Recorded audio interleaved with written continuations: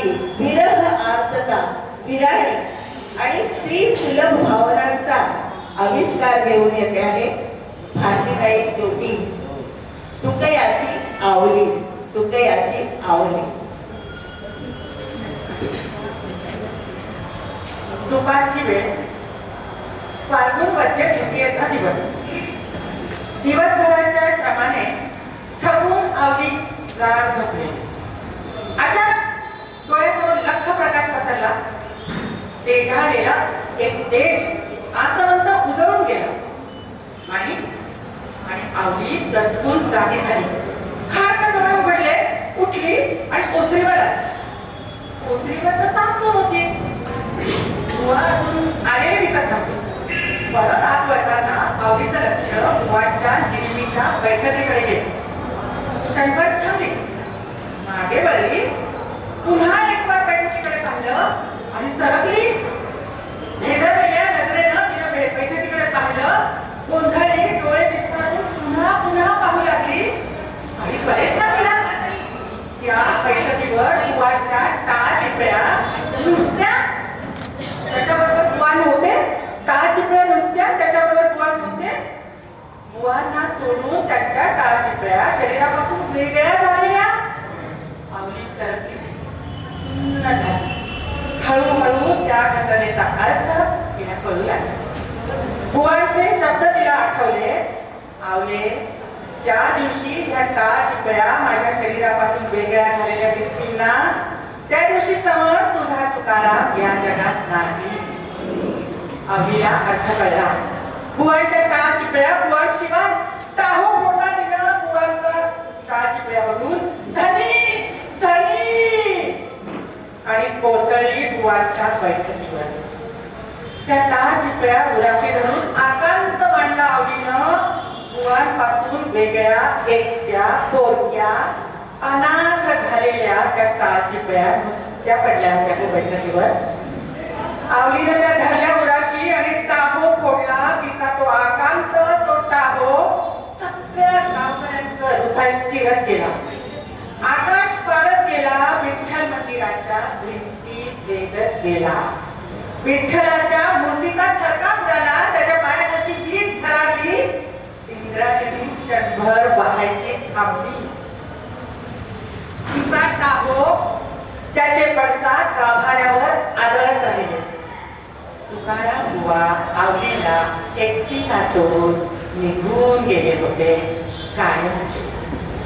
आणि बुवांच्या त्या बैठकीवर कोसळलेली, गलित गात्र झालेली, आकांत करणारी आवली, बुवांची आवली आता अगदी एकटी होती हो.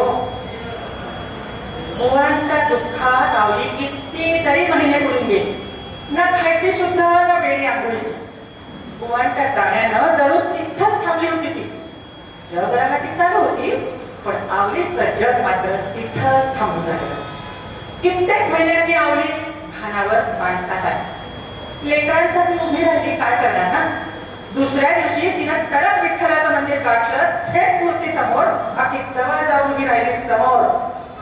गुरवाला वाटलं आता ही नक्कीच मूर्तीला इजा करणार. पण आवली मूर्तीच्या डोळ्याला डोळा भिडवून उभी राहिली. ना हात जोडले, ना मान दुखवली. त्याला सरळ डोळ्यात डोळे घालून मिळाली. झालं ना तुझं समाधान? झाला तुझा जीव शांत? झाला का तुझा खेळ पूर्ण? माझ्या धन्याने तोडलंच ना माझ्यापासून. माझी पोरं बाळ उघड्यावर पडली, पण नंतर आला सुद्धा नाहीस ना विचारायला. मी रोज येणार तुझ्या बाहेर, कारण मला बघायचंय मला सोडून गेलेले माझे धनी तुला भेटायला परत येतात का. त्यासाठी मी रोज इथं येणार आहे. मला खात्री आहे एक ना एक दिवस माझे धनी तुला भेटायला तरी येतील, नाही तर मला न्यायला तरी येतील. खात्री आहे मला धनी. आता आवलीचा तो दिनक्रम बनला. दिवस, महिने, वर्षे लोटली, पण तिचा दिनक्रम काही बदलला नाही. मुलं मोठी झाली, आवलीची कासरं थकली, पण विठ्ठलाशी पुकारलेलं युद्ध काही संपलं नाही. आणि तिचा रोजचा मंदिरातला राबता काही चुकला नाही. त्या दिवशी आवली नेहमीसारखीच मंदिरात आली. मूर्तीकडे एकटाच बघत बसली. सावळी मूर्ती जरा वेगळीच वाटली. प्रसन्न हास्य होतं त्या मूर्तीच्या चेहऱ्यावर, जणू काहीतरी साधुबाकी आवलीला. अचानक मूर्तीच्या जागी आवलीला बुवांचा चेहरा दिसला. ती उत्तेजित झाली, धावली तीरासारखी मूर्तीकडे, कोसळली मूर्तीच्या पायावर आणि अचानक दगडाचा कठीण स्पर्श होताच खानावर आली. रागाने घरी आली करा कामं आटोपली आणि टाळ चिपड्या हृदयाशी धरून झोपली जराशी. मूर्तीत दिसलेला बुवांचा चेहरा आठवतच झोपली. अचानक एक प्रकाश रेषा, एक वलय आणि त्यात बुवांचा चेहरा. धनी आवडीने साथ घातली. माहित होतं मला तुम्ही येणार, आलात ना?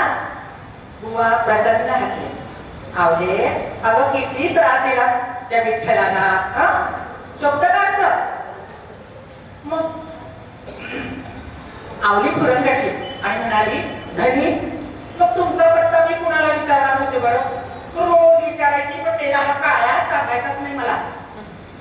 धनी तुम्ही मला असं एकटीला टाकून कुठं हो गेला होता?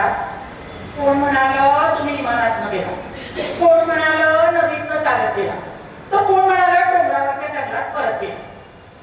मला तर काहीच कळलं. मी आपली शोधत बसले हो तुम्हाला. मरण येत नाही म्हणून जगत राहिले. सोबत असणाऱ्या सगळ्यांनीच पाठ फिरवली. धनी तुमच्या माघारी कोणी नाही आलं विचारायला. तुमची भजन अभंग सगळे गातात, पण तुमची पाठा मुलं जिवंत की मेली, उपाशी की जेवली, काही चौकशी नाही केली हो धनी तुम्ही. धनी दिव्याचा प्रकाश सगळ्यांनी बघितला, दिव्याचा प्रकाश सगळ्यांनी बघितला, वाट जळत राहिली ती कुणीच नाही बघितली, ती कुणीच नाही. आता तरी मला सोडून जाऊ नका ना धनी, तुमच्या आवलीला सोडून नका हो जाऊ, नका हो जाऊ. आवले, मी तुला समजू शकलो नाही ग. हा आकाशा एवढा झालेला तुका तुझ्यासारखी धरणी डोकं टेकायला होती म्हणून तर एवढा मोठा झाला ना. आवले, पुसते डोळे. मी नाही ना आले तुला. आता आपण दोघांनीच संसार करायचा. चल बरं लवकर. आवलीचा आनंद हे ऐकून गगनात पावेना. खरंच खरंच सांगताय धनी? खरंच आपण दोघंच राहायचं? अगदी तो काळ्या सुद्धा नाही ना? तुला हसले. आवले, अगं किती ते लहान मुलासारखे प्रश्न विचारणं, हा अजून सवय केली नाही का तुझी? चल बरं आता. आवली लहान मुलीसारखी खुदकन हसली. उराशी धरलेल्या टाळजिपळ्या बुवांसमोर धरल्या आणि म्हणाली, हे बघा, ते माझ्यासाठी ठेवून गेला होतात ना तुम्ही, त्याच्या सोबतीनंच तर जवळ आले ना मी. घ्या तुमचे श्वास सांभाळा आता तुम्ही, तर माझे श्वास आता परत आलेत ना माझ्याकडे. चल तयार आहे मी. तुकाराम बुवा प्रसन्न हसले. आवलीचा हात हातात घेतला आणि त्यांना बहुतेक पहिल्यांदाच जाणवलं आवलीचा हात किती खरखरीत होता, अगदी तिच्या रखरखीत नशिबासारखाच. आवली निघाली. सगळं बुवांच्या समवेत हातात हात घालून स्वतःचीच हसत हसत निघाली. जणू सगळं विसरली. घेतलेली झुंज, केलेला संघर्ष, वाट्याला आलेली अवहेलना, उपेक्षा आणि अपेक्षा भंग सुद्धा हो. आता ती तुकाराम बुवांची आवली बनून चालली होती. हातात हात घालून त्यांच्याबरोबर जणू सप्तपदी परत एकदा टाकली. त्यांची आवली बनून चालली होती आपली आता. तुकड्याची आवली बनवून फक्त तुकड्याची आवली, फक्त तुकड्याची.